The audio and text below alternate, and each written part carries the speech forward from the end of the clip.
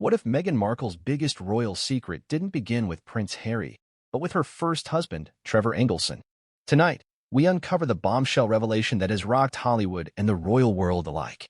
Trevor Engelson has reportedly broken his silence, and what he claims is more than personal, it's explosive. She has no womb. She can't get preference. A stunning accusation, whispered behind closed doors for years, now pulled into the spotlight. What did Meghan allegedly hide from her first husband? How does it connect to her pregnancies with Prince Harry, and could this secret shake the very foundation of the Sussex narrative? We're diving deep into exclusive details, insider interviews, and the story Trevor says was buried for too long. What you're about to hear changes everything. Before we continue, please hit the like button, subscribe to the channel, and turn on the notification bell for updates. It began with silence. The kind of silence that creeps in not after peace, but after betrayal. For nearly a decade, Trevor Engelson said nothing. Not a word, not a sentence, not a reaction to the meteoric rise of his ex-wife, Meghan Markle, from minor TV actress to the most polarizing woman to ever marry into the British royal family. In a world where everyone seems eager to cash in with a tell-all, Engelson kept his mouth shut. Until now. Now, that silence is shattered, and what emerged has shaken both Hollywood and royal watchers to their core. People keep asking why I let her go, Trevor allegedly said to a close friend in a private conversation that has since found its way into the public domain. Truth is, she has no womb. She can't get preference. The statement is crude, jarring, and above all, baffling. But according to insiders close to Engelson, that quote is no exaggeration. It's a bitter truth long hidden beneath polished red carpets and royal ceremonies. For a long time, the story of Meghan and Trevor was a footnote. A curious entry in the Wikipedia pages and gossip forums where readers paused only briefly before diving into the bigger drama, her relationship with Prince Harry. But that's starting to change. Because as the cracks in the Sussex fairy tale widen, eyes are turning backward to the man who knew her first. The man who lived with her, who planned a future with her, and who, after years of holding back, has decided to speak. What we are about to uncover is not just another scandal about a royal figure. It is a story about ambition, secrecy, personal battles, and the kind of betrayal that few dare to speak of. It is a story that forces us to ask uncomfortable questions about power, womanhood, and the lengths people will go to protect an image. At the heart of this explosive narrative is a claim that, if true, changes everything. That Meghan Markle could not have children naturally, that she hid it, and that her inability to conceive, alongside how she allegedly manipulated the narrative, was one of the central reasons her marriage to Trevor Engelson collapsed without warning. To understand how we got here, we have to go back to the beginning. Before the royal headlines, before Netflix deals, before Oprah, back to Los Angeles, in the mid-2000s, where a young actress with a dream met a successful producer with connections and a heart to give. Their relationship, by many accounts, started like a typical Hollywood love story. Glitz, hustle, two driven people climbing the ladder of an unforgiving industry. Trevor, who at the time had already made a name for himself in production, was drawn to Meghan's confidence. She wasn't just beautiful, she was focused, disciplined. She had plans, vision, and a charm that could captivate any room she walked into. Their bond was fast, passionate, and real, at least in the beginning. Friends described them as a power couple in the making. She was still auditioning for parts in forgotten pilots, but he saw the potential in her before the rest of the world did. They married in 2011 in Jamaica, in a destination wedding that seemed pulled from the pages of a celebrity magazine. And yet, beneath the laughter and tropical decor, something was already breaking. Rumors surfaced that Meghan had become increasingly cold, more distant, as her own career began to take shape. Suits, the TV drama that would make her a household name, had just begun airing, and with that came the beginning of a life lived not with Trevor in LA, but thousands of miles away in Toronto, where the series was filmed. Sources close to Trevor noted that he felt like a stranger in his own marriage, that every conversation started to feel transactional, that Meghan became increasingly controlling about what was said, who was seen, and how her public image was being molded. But the biggest issue between them, according to insiders, wasn't fame. It was children. According to someone from Trevor's circle who has recently spoken to media under the condition of anonymity, Trevor and Meghan had discussed starting a family early in their marriage. Trevor, by all accounts, wanted kids. He grew up in a close-knit environment, and had always imagined a house full of energy, noise, and laughter.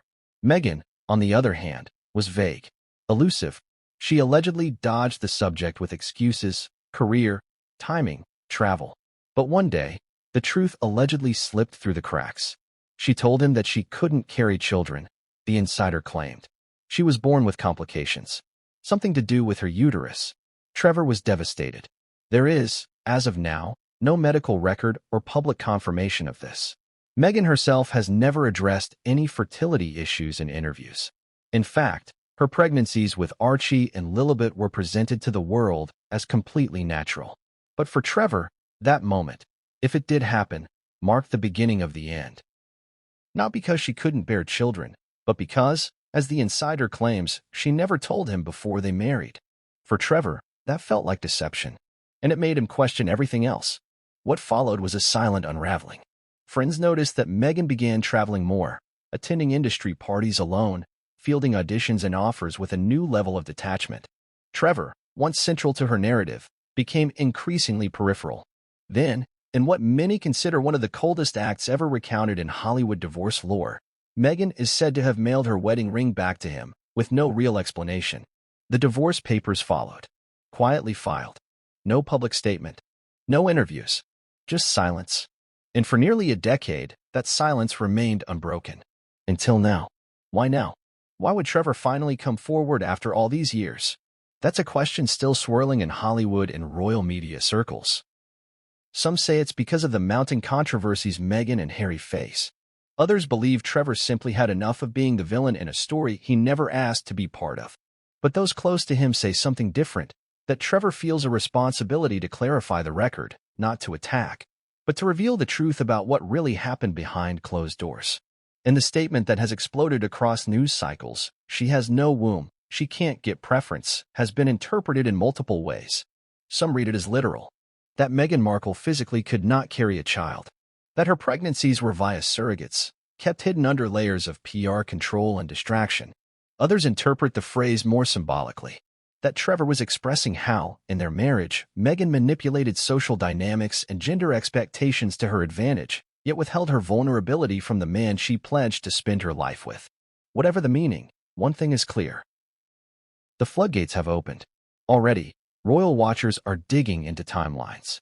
The pregnancy announcements, the photos of the baby bumps, the strangely consistent cradling poses, the rumors that never fully died, that something wasn't quite right about the births of Archie and Lilibet.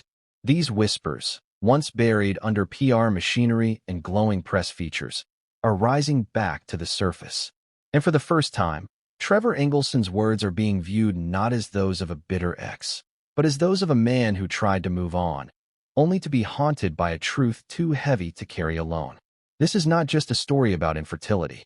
It's a story about secrecy, about the cost of ambition, about how public figures mold private realities for personal gain. And above all, it's about what happens when the silence finally breaks, and the truth, no matter how painful or inconvenient, is finally spoken aloud. If Trevor Engelson's claims are true, it would raise critical questions about the entire Sussex narrative. Did Prince Harry know? Was he told the full truth before marriage? Were royal protocols about lineage and medical vetting ignored? And what does this mean for the public's trust in a couple who have made careers out of transparency and victimhood? These are the questions we will explore in the sections ahead. We will dive deep into their marriage, their conflicts, their divorce, and the explosive implications of Trevor's claims. We will hear from those who knew both of them intimately, and who now feel that enough time has passed to speak without fear. We will examine Meghan's pregnancy narratives, the inconsistencies in timelines, and the renewed speculation surrounding surrogacy and medical concealment. And ultimately, we will follow the trail of this scandal to its emotional, political, and royal consequences. Because the truth, if that's what this is, has only just begun to unfold. Long before her name was entangled with monarchy, scandal, or the front pages of British tabloids, Meghan Markle was just another ambitious actress trying to make her way in a crowded and unforgiving industry. She walked audition halls like thousands of others, resume in one hand, headshots in the other. She was hustling for bit roles, sometimes appearing in game shows or commercials. She wasn't yet the icon of mystery and controversy that she would later become. and standing beside her through the early struggle was Trevor Engelson. Their love story began quietly, out of the public eye.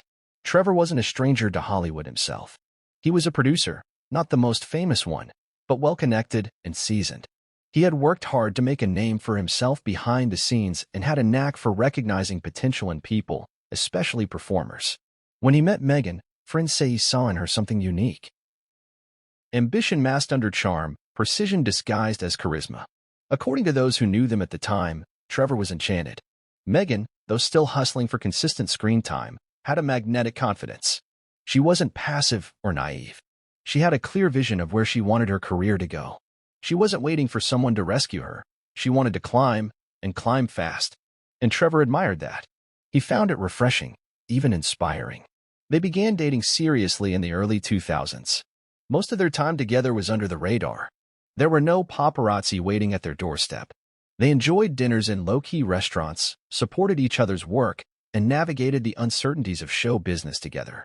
Friends say they were, in sync, two people hustling in the same city, with complementary goals. Meghan had someone who believed in her. Trevor had someone who challenged him. Still, early warning signs were present, though subtle. Trevor had always been the more grounded of the two. While Meghan reveled in social circles and elite networking, Trevor preferred privacy and professional focus. He didn't need to be seen. He let his work speak for itself.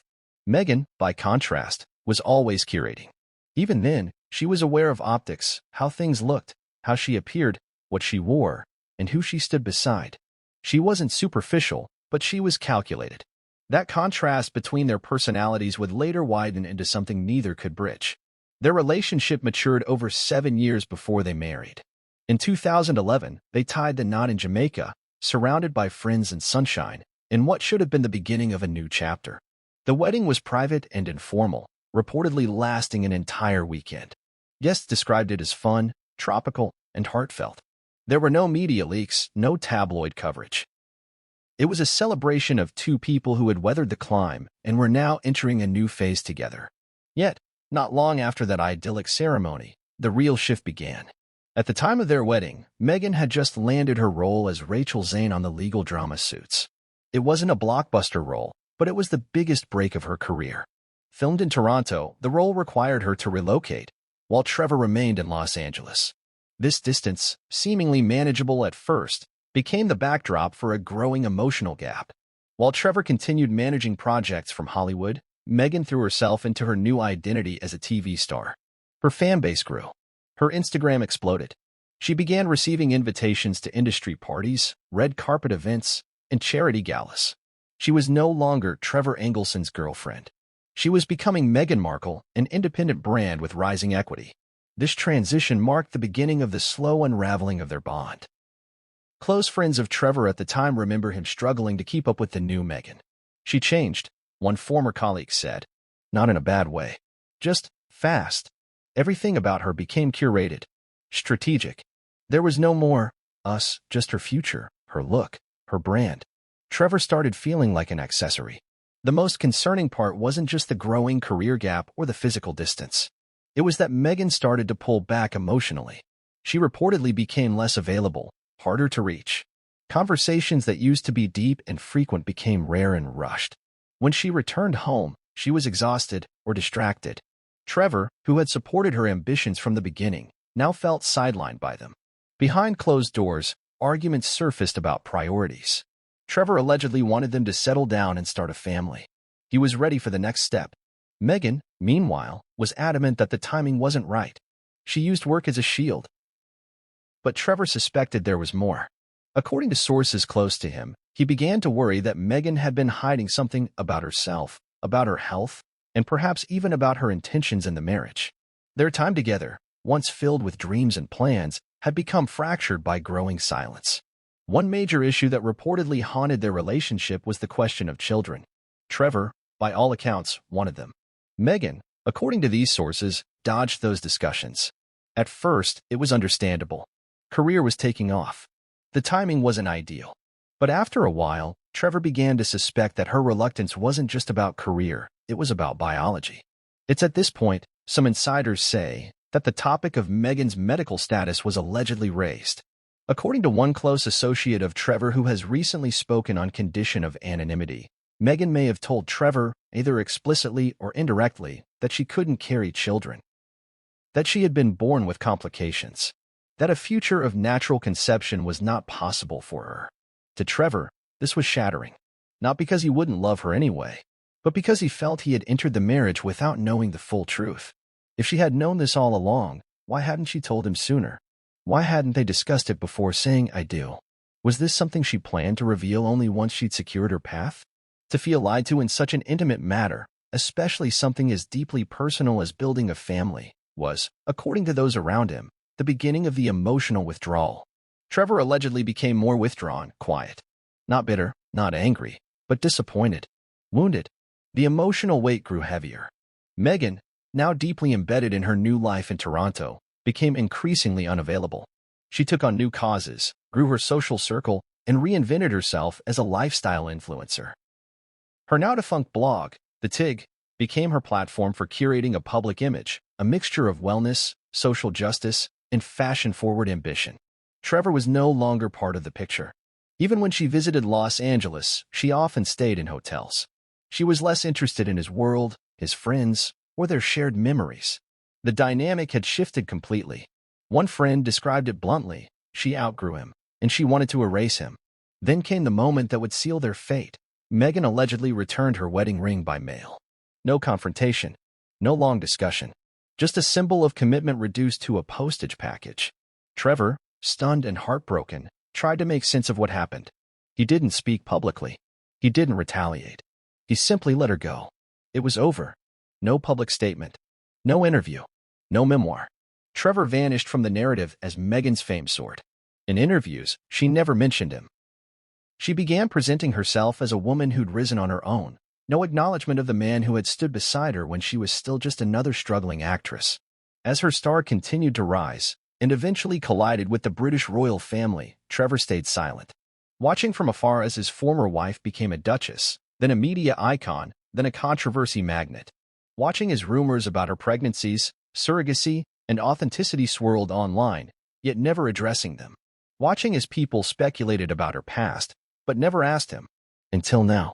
Trevor Engelson, the man who once loved Meghan Markle in the quiet corners of Hollywood, has reportedly decided that it's time to speak, not out of spite, but out of necessity. According to those around him, he feels that the public has been sold a curated image, one that erases the complicated truths of her personal history. In his version of the story, Meghan wasn't just a driven woman who outgrew a marriage. She was someone who concealed her limitations, controlled the narrative, and used charm as a mask for deeper truths she never intended to share.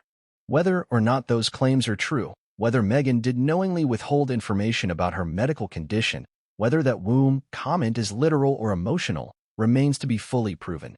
But what's clear is this: the man who once vowed to love and protect her is no longer willing to protect the image she built from the ruins of their marriage. What looks beautiful on the outside often hides a different story behind closed doors. And in the case of Meghan Markle and Trevor Engelson, the glittering facade of Hollywood glamour masked a relationship unraveling under the weight of secrets, emotional distance, and an unspoken truth that would eventually come to define the way Trevor viewed the entire relationship. After their wedding in 2011, Meghan relocated to Toronto to begin filming Suits, and the separation wasn't just geographic. It was emotional, spiritual, and intimate. Those who knew the couple say it was as if a curtain had dropped between them. The shift was subtle at first: missed phone calls, delayed responses, less interest in each other's day. But as weeks turned into months, a pattern emerged. Meghan was consumed by her new role and the opportunities that came with it. Trevor, who once felt central in her world, now existed at its periphery. Friends of Trevor began noticing a quiet change in him. He was no longer the lively, confident producer they were used to seeing at industry mixers or dinner parties. Instead, he seemed preoccupied, distracted, and at times emotionally withdrawn. He would speak about Meghan with both pride and confusion, as if he couldn't reconcile the woman he married with the one who now barely returned his calls. One close associate recalled a conversation with Trevor that seemed to mark a turning point.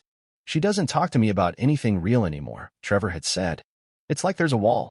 I ask her if she's okay, if she's tired, if something's wrong. She just smiles and changes the subject." He felt he was losing her, not to another man, but to a version of herself she didn't share with him. There were disagreements, of course. Every marriage has them, but theirs took on a pattern of avoidance.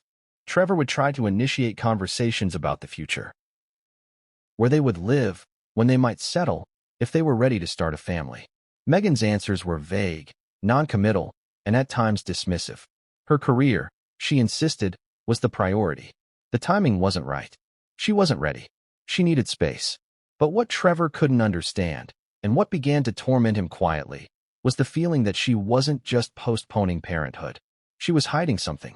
According to sources from Trevor's inner circle, the turning point came when he pressed Meghan about the subject directly.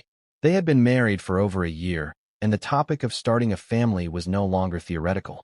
Trevor had always envisioned a future filled with children. He loved the idea of being a father. But every time the subject came up, Meghan froze. She changed the topic, deflected, or offered excuses. Finally, one night, after what one source described as an emotionally charged conversation, Meghan allegedly told him the truth. That she couldn't carry a child. She had known it for some time. The source described Trevor's reaction as one of quiet devastation. He wasn't angry.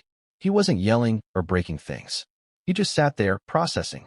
He didn't understand why she hadn't told him sooner. For Trevor, it wasn't just the information. It was the betrayal of trust. He had married her without knowing something that, to him, fundamentally shaped the course of their future. It made him question everything they had built. If she could hide something that profound, what else had she kept from him? And the alleged phrasing that emerged from that period, "She has no womb, she can't get preference," would later become the most haunting part of his quiet confession. Those words weren't shared publicly at the time. They lived only in whispers, in private conversations with close friends, until they resurfaced years later.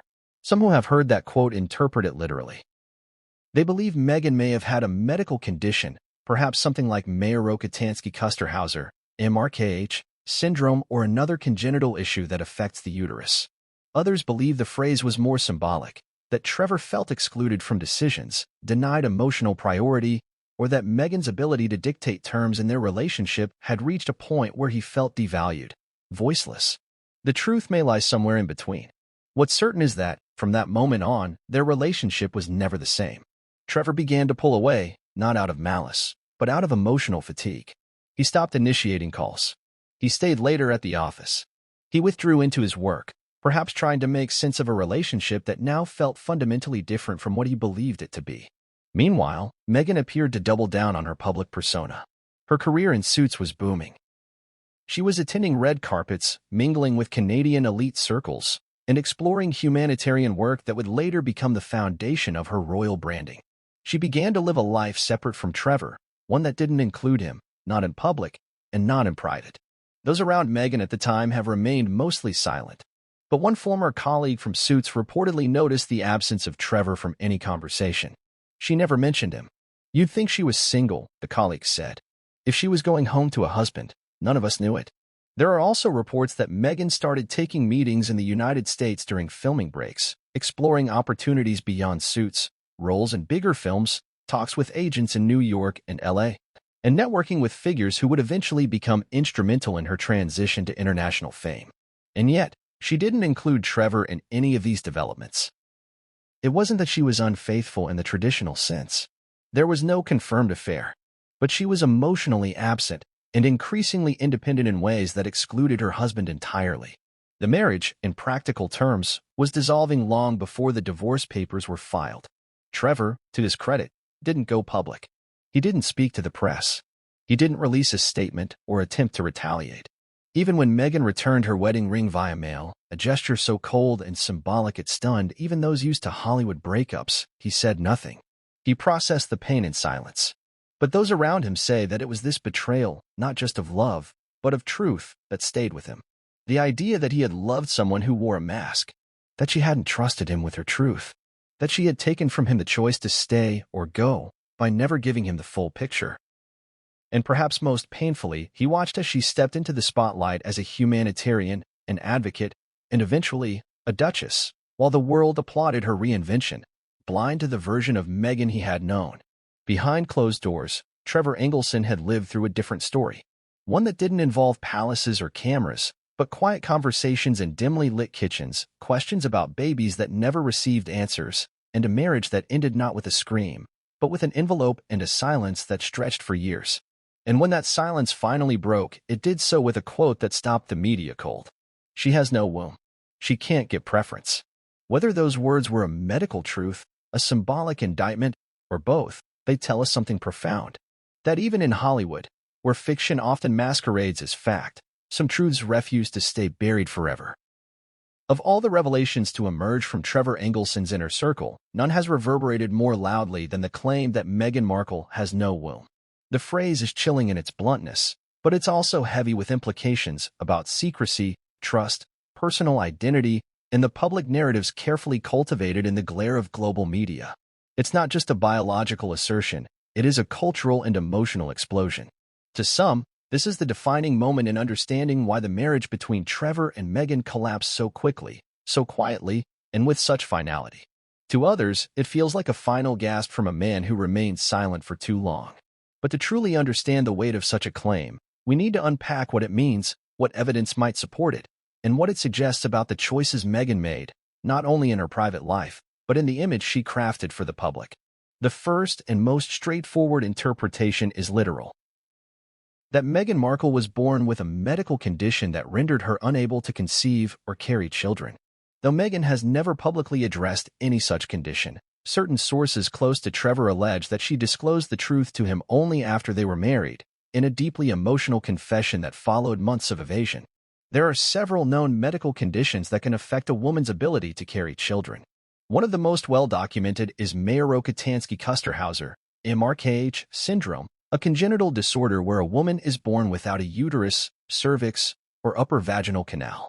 Women with MRKH often go through life looking and feeling perfectly normal, including experiencing puberty, breast development, and even menstruation-like symptoms due to hormonal cycles. But they are unable to carry a pregnancy. In some cases, this condition isn't even diagnosed until a woman tries and fails to conceive. If Meghan did, in fact, have such a condition, and if she withheld this from Trevor until after they were married, it would explain his sense of betrayal. According to sources, it wasn't the medical condition itself that damaged the relationship, but rather the lack of transparency. Trevor, they say, believed in mutual trust. If she had been honest from the beginning, the outcome may have been very different. But she wasn't, and that he could not forgive. Still, no verified medical records have been produced. No doctors have come forward. Meghan herself has never acknowledged any health complications regarding fertility. Instead, her two pregnancies, Archie in 2019 and Lilibet in 2021, were presented to the world as natural and healthy.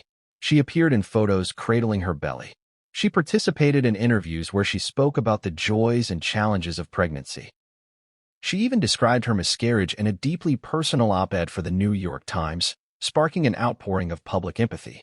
So, how do we reconcile these two stories? One possibility is surrogacy.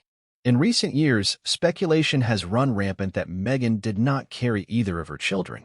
Internet forums have analyzed photos of her baby bumps, noting inconsistencies in size, positioning, and how the bump behaved under different conditions. Videos have circulated online, some slowed down and zoomed in, showing moments where her bump appears to shift unnaturally, leading some to believe she was wearing a prosthetic or maternity padding. In one widely circulated clip, Meghan is seen bending over during an appearance, and observers claim her stomach appears to fold unnaturally. The video sparked renewed suspicion and deepened the belief among some critics that she had used a surrogate but concealed it from the public, possibly even from Prince Harry, at least early on.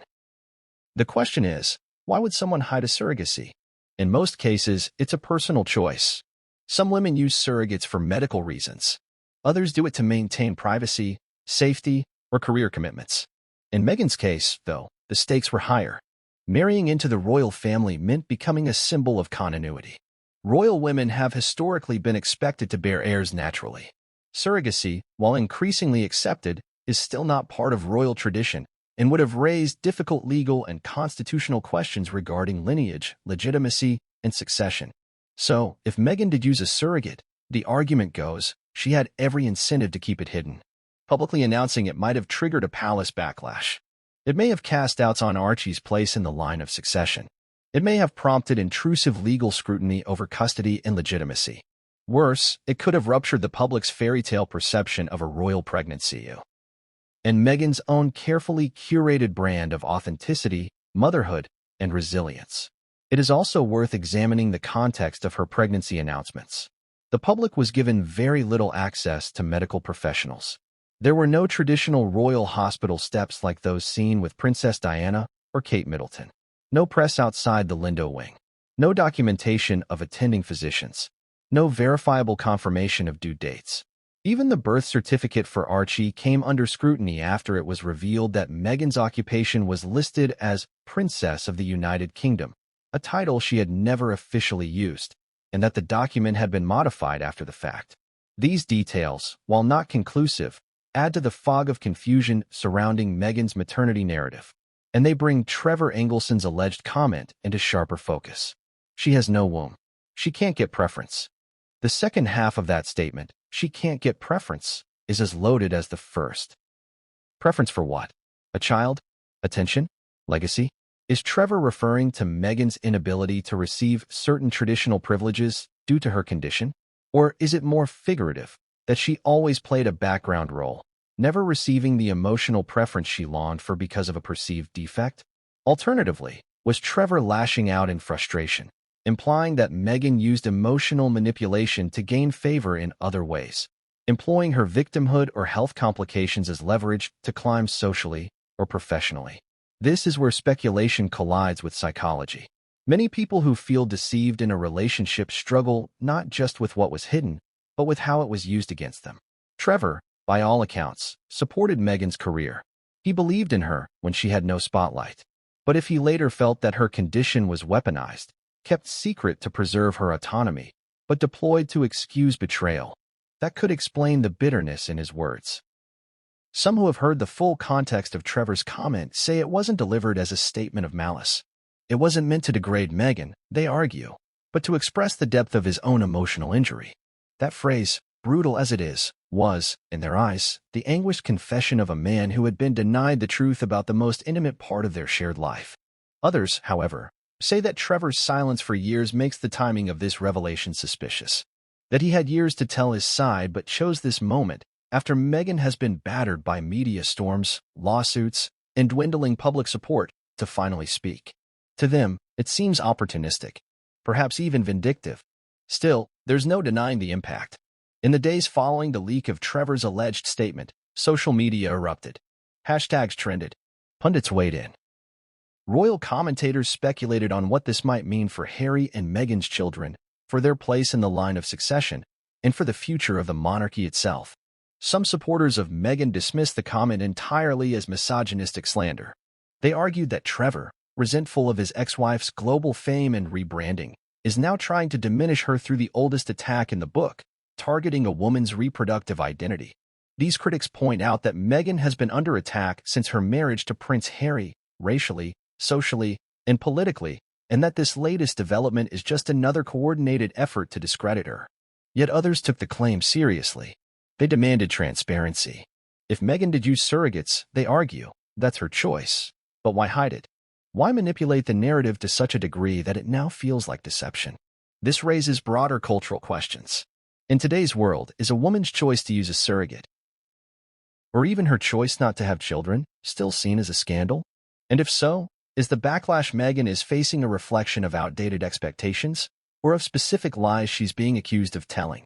More critically, if this information had been disclosed to the public honestly and upfront, would there even be a controversy today? For Meghan, motherhood has been a key part of her public identity. She has spoken about being a hands-on mom, about reading to her kids, about sleepless nights and family routines. Her podcast, her charitable efforts, and her interviews all lean heavily on maternal authenticity. It's not just an aspect of her life, it's part of her brand.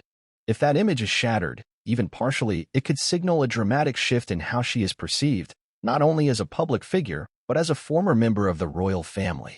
And at the heart of all this is a man who said nothing for years.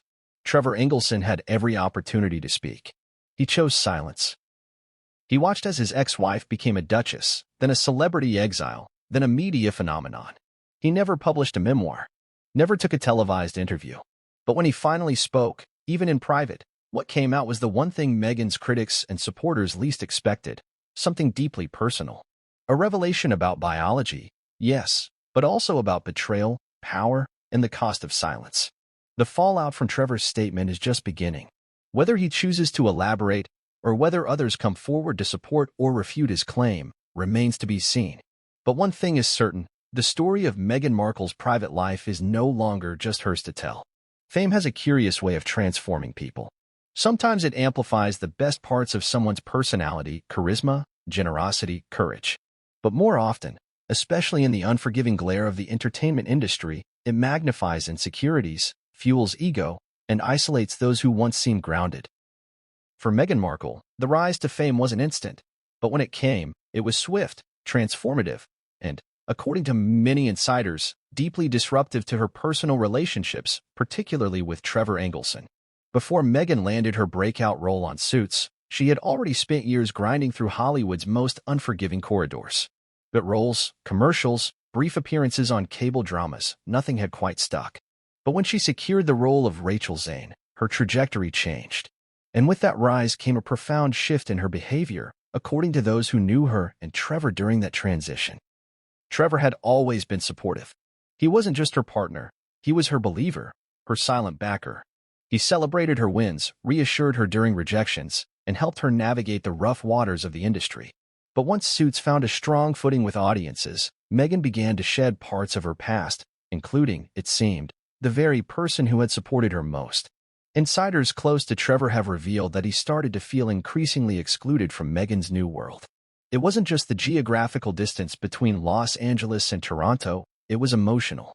Meghan started attending social events alone, began collaborating with new publicists and stylists, and created a new image for herself that no longer included her husband. Her once transparent approach to their partnership now appeared calculated, as if she were writing a new script and Trevor was no longer part of the cast. Friends of the couple recall how different Meghan's demeanor became. One friend, who had been present at both their wedding and several gatherings post-Suits fame, noted that Meghan had shifted into performance mode permanently. There wasn't a moment when she was just Meghan anymore, the friend explained. Everything was rehearsed, polished. It was like being around a version of her that was built for Instagram. What troubled Trevor most, according to sources, was not the fame itself, but how it became a barrier between them. Conversations that once centered around their dreams and shared plans gradually turned into strategic updates about her public appearances, brand alignment, and curated press releases. She was building something, but Trevor no longer understood what, or why he was no longer needed to help build it. The tension reportedly worsened when Meghan began embracing more public platforms to discuss her values, image, and ambitions. Her lifestyle blog, The Tig, became a point of personal pride for her. She filled it with posts about self-love, travel, wellness, and female empowerment. To outsiders, it painted the image of a thoughtful, modern woman with depth and taste. But to Trevor, sources claim, it felt like a stranger was speaking, one he didn't recognize. She was writing about authenticity, one associate said, but there was nothing authentic about what was going on behind the scenes. Trevor felt like she was crafting a narrative for the world that didn't match who she was in private. Even when Meghan flew home from Toronto, things weren't the same. She reportedly preferred to stay in hotels or with friends instead of at the home they once shared. She avoided gatherings with Trevor's family and didn't engage with the mutual friends who had once been part of their inner circle. According to multiple reports, Trevor started seeing less of her, not just physically, but emotionally. She wasn't reaching out. She wasn't asking for input or collaboration, and she wasn't present. And then came the deeper blow. As her fame solidified, Meghan began discussing long-term visions that increasingly sounded like they excluded Trevor altogether. One insider revealed that Meghan once told a friend, "I don't think Trevor really gets where I'm going with this." That statement, though simple, cut deep when relayed back to Trevor. It wasn't just that she had outgrown their marriage. It was that she seemed to view it as irrelevant to the future she was planning. Some speculated that Meghan had started seeing herself as a global brand, and that her marriage to Trevor no longer aligned with the image she wanted to project. A rising star married to a mid-tier Hollywood producer was not the narrative she envisioned for herself. She wanted a new story, one with royalty, politics, philanthropy, and international recognition. And Trevor? He wasn't part of that script. Behind the glitz and red carpets, Trevor continued to suffer in silence. He was still working, still respected in industry circles, but personally, he was unraveling. His wife was becoming a stranger, someone who no longer called to share exciting news or troubling setbacks. The emotional intimacy they once shared was now replaced with headlines, press junkets, and crafted Instagram posts. And then came the preference comment. She can't get preference.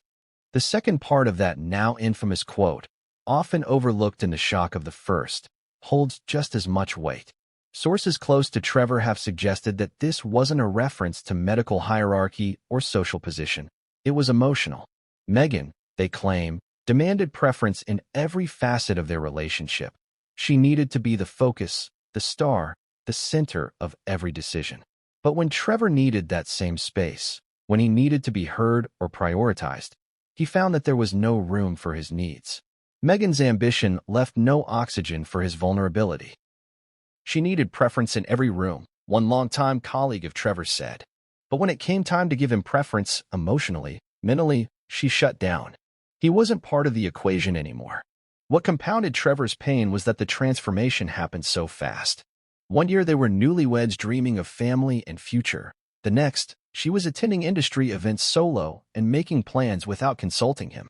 He felt, by all accounts, discarded. The final blow came not with an argument, but with silence. Meghan didn't initiate a final conversation or attempt to explain her shift. Instead, she reportedly mailed her wedding ring back to Trevor, without a note, without a conversation, without closure. It was a gesture so cold, so abrupt, that even their mutual friends were stunned. The woman Trevor had supported through years of struggle, the woman he had believed in when no casting director did, was gone. In her place stood a calculated, media-savvy celebrity who no longer needed him in her narrative. Fame, for Meghan, became not just an outcome, it became a weapon. And in wielding it, she cut out the man who had once stood in the shadows, cheering her on. For Trevor, it was more than heartbreak. It was erasure. Divorce is rarely clean. Even when it unfolds without public scandal or courtroom battles, the emotional wreckage it leaves behind often lingers for years, hidden beneath a veneer of moving on, success, or reinvention. In the case of Trevor Engelson and Meghan Markle, the end of their marriage didn't erupt in headlines, lawyers' brawls, or explosive interviews. It ended quietly, brutally, without dignity, without warning, without a single attempt at closure. The ring arrived in the mail. That detail, recounted by several of Trevor's close friends, has taken on mythic proportions in Hollywood circles. After years of dating, after a wedding filled with laughter and sunshine in Jamaica, after dreams of building a life together, Meghan ended their union with a postage stamp. No note, no face-to-face conversation, just a returned wedding band, sitting in a box like a punctuation mark at the end of a sentence Trevor didn't even realize she was writing. Those around Trevor at the time recall his devastation. He wasn't the type to make public declarations of pain. He didn't seek therapy in the press or parade his heartbreak for attention. He retreated, quietly. He threw himself into work, turned down interviews, and stopped attending industry mixers where someone might corner him for just a few words about Meghan. The woman he had loved had not only ended their marriage, but had erased it, as if he had never existed. Friends say Trevor experienced a profound kind of grief, not just over the end of the relationship, but over the way it ended. There was no last conversation, no explanation, no moment to ask why. That silence, more than anything, wounded him. In his world, where every problem had a production schedule and an action plan, Meghan's exit was something he couldn't control or even understand. She ghosted him in his own marriage, one associate said. It was like watching a man try to grasp smoke. One minute she was there, and the next she wasn't. Adding salt to the wound was the speed of Meghan's rebranding. Barely months after their divorce was finalized, she emerged in the public eye with a renewed energy and clarity. The TIG was thriving. Her role on Suits had been expanded. She was becoming a regular presence on red carpets and panel discussions about women's empowerment and authenticity. Her social media presence was curated to perfection. She was no longer the actress trying to make it. She was a lifestyle authority, a public figure, and, soon, a global celebrity. Nowhere in this new image was Trevor. His name was conspicuously absent from interviews, profiles, and features. It was as if she had never been married. She crafted a narrative of struggle, perseverance, and personal discovery that began, and conveniently ended, without him. To some observers, it was strategic. To others, it was cruel. But for Trevor, it felt like erasure. It wasn't just the personal betrayal, it was the public rewriting of history. Meghan's rise coincided with a growing cultural movement of female empowerment, and she positioned herself squarely in its center. She spoke eloquently about women finding their voices, breaking free from limiting relationships, and pursuing their own identities. For many, it was inspiring. For Trevor, it was gut-wrenching. According to those close to him, Trevor began to doubt whether anything about their relationship had been real. Had he been a stepping stone? A placeholder? A platform to support her until something better came along? These weren't just the bitter thoughts of a man left behind. They were the unresolved questions of someone who never got to hear the truth from the person who owed it to him the most. Meanwhile, Meghan's public persona became even more polished. By the time she met Prince Harry in 2016, she was no longer just a TV actress. She was a woman on a mission, with a brand built on compassion, justice, and strength. Their relationship unfolded like a fairy tale, but for those who knew her past, there was a bitter undercurrent. The woman who had once mailed back a wedding ring without a word was now telling the world about her desire for love, her struggles, and her dreams of family. She smiled in public, spoke with conviction about empathy, and posted inspirational quotes on her now-defunct Instagram account. But Trevor, watching from a distance, knew another side, a side the world was never shown. Still, Trevor stayed silent. He didn't counter the narrative. He didn't release a statement or give an interview.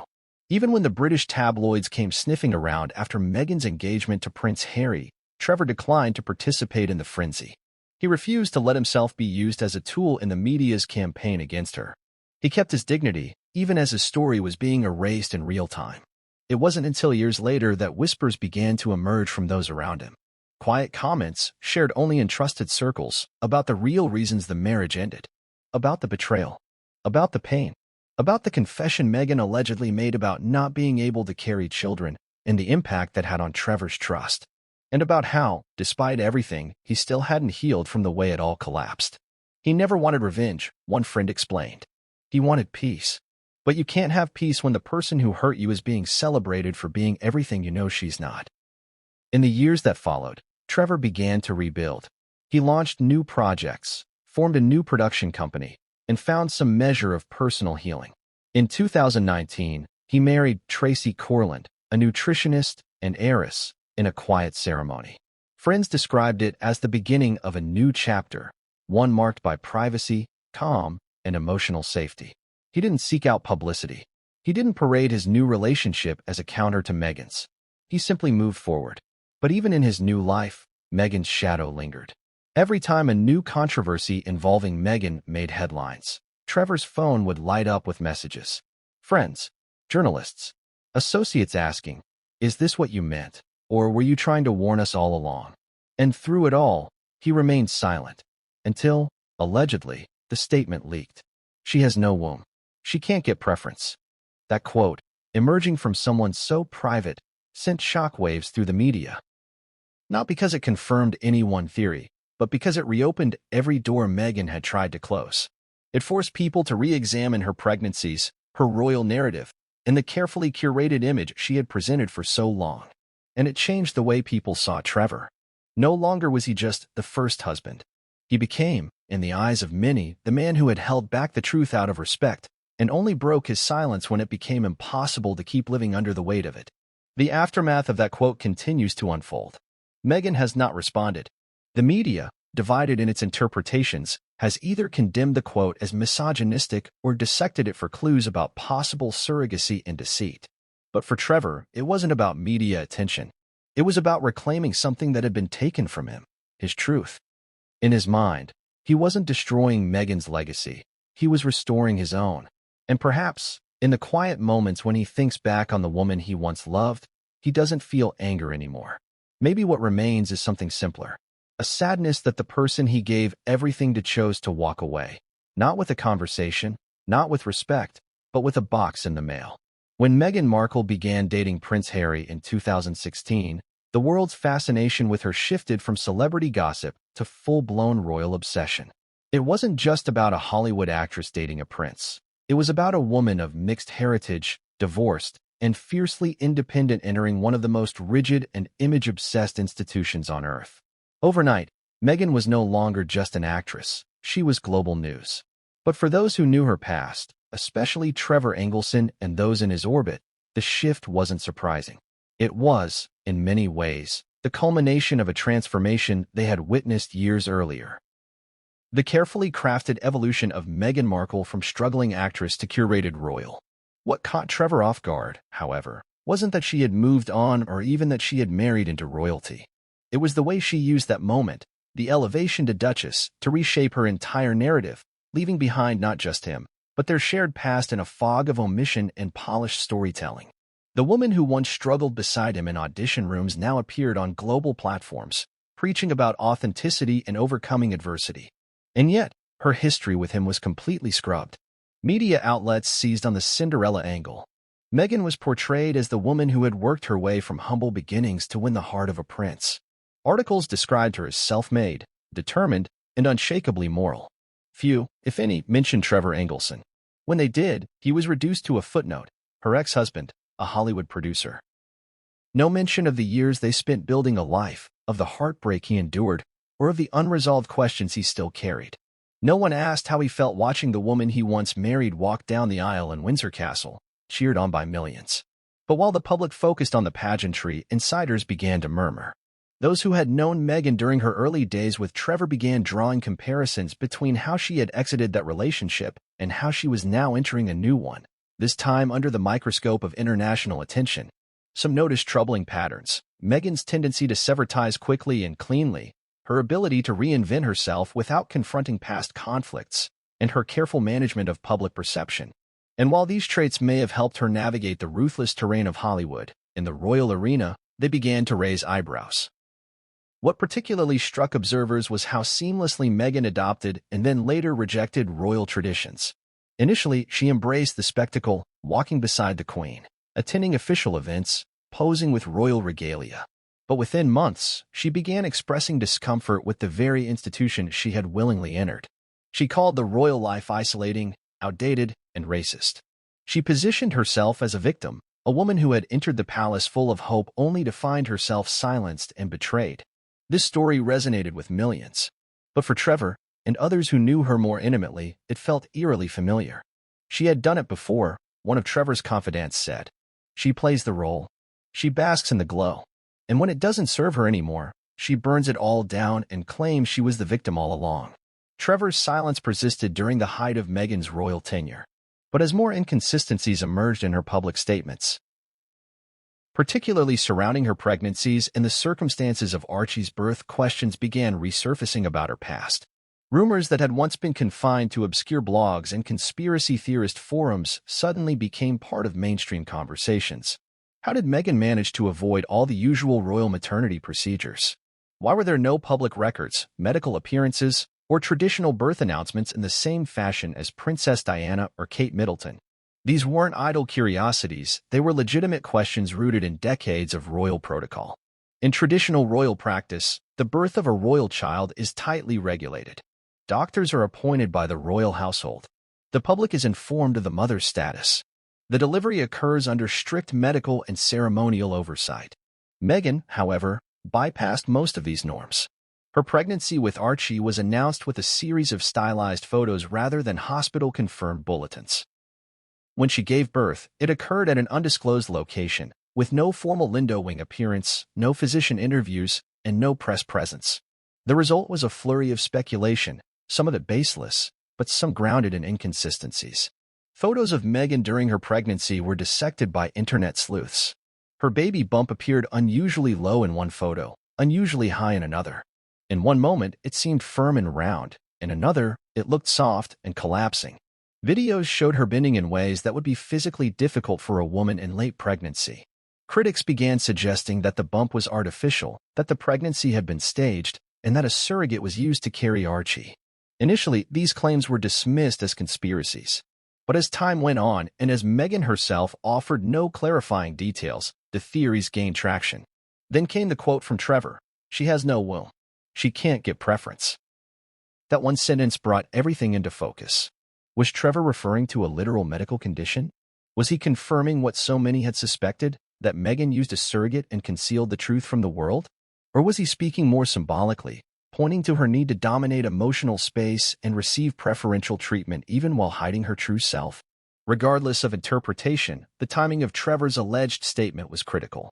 It came at a time when Meghan and Harry were attempting to rebuild their image in America through media deals, speaking tours, and political positioning. Suddenly, the carefully crafted image was under renewed scrutiny, and Trevor, after years of silence, was now an unintentional catalyst. For the royal family, the stakes were even higher. If it were ever confirmed that Meghan used a surrogate and concealed it from royal authorities, it could call into question the legitimacy of Archie's place in the line of succession. Royal law is strict about lineage.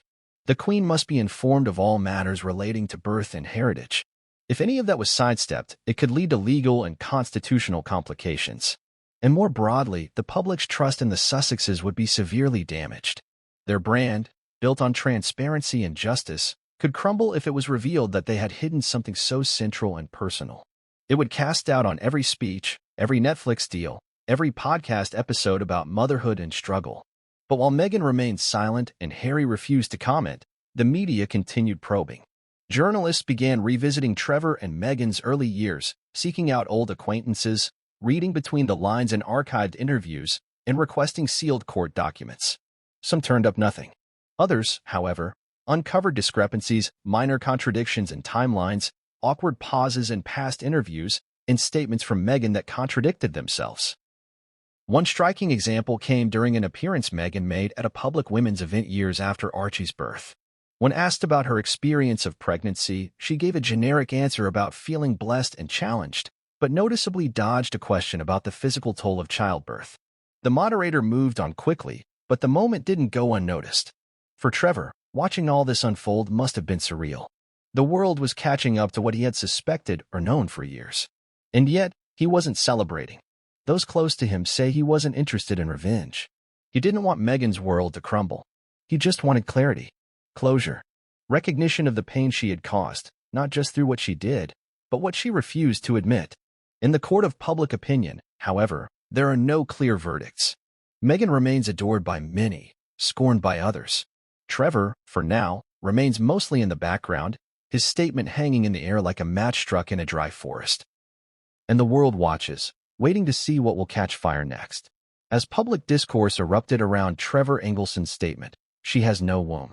She can't get preference," analysts, medical professionals, legal experts, and public relations veterans weighed in with a combination of curiosity, skepticism, and concern. The implications of such a claim went far beyond tabloid intrigue. It posed questions not only about Meghan Markle's private life, but also about the intersection of medical privacy, public trust, royal tradition, and the power of controlled narratives in a media-saturated age.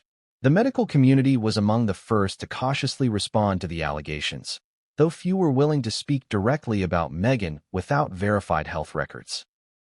Nevertheless, several gynecologists and reproductive endocrinologists were invited by media outlets to address the plausibility of Trevor's alleged statement and to explain what conditions might match the description implied by "she has no womb." Most pointed to congenital conditions such as Mayer-Rokitansky-Kusterhauser (MRKH) syndrome, a rare disorder in which a woman is born without a uterus or with an underdeveloped uterus and cervix. Though she still exhibits normal external development. Dr. Evelyn Sandberg, a reproductive specialist based in New York, explained in a televised segment, "Women with MRKH often discover their condition only when they try to conceive. They appear physically normal and go through puberty, but they cannot menstruate or become pregnant. Surrogacy or adoption are the usual paths to parenthood." Another possibility suggested by experts was Asherman syndrome, a condition caused by severe scarring inside the uterus, often after surgery or miscarriage.